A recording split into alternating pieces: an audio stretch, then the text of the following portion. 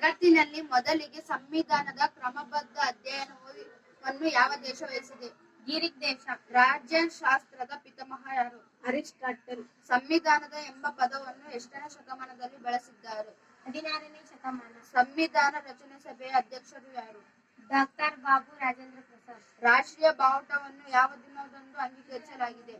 22/7/1947. ರಾಷ್ಟ್ರೀಯ ಗೀತೆಯನ್ನು ಯಾವ ದಿನದಂದು ಅಳವಡಿಸಿಕೊಳ್ಳಲಾಗಿದೆ? 24/1/1950. ಮೂಲಭೂತ ಹಕ್ಕುಗಳು ಎಷ್ಟಿವೆ? 6. ಸುಪ್ರೀಂ ಕೋರ್ಟ್ ಎಲ್ಲಿದೆ? ನವದೆಹಲಿ. ಉಚ್ಚ ನ್ಯಾಯಾಲಯಗಳ ಸಂಖ್ಯೆ ಎಷ್ಟು? 25. ಧ್ವಜದ ಅಗಲ ಹಾಗೂ ಉದ್ದ ಎಷ್ಟು? 2:3.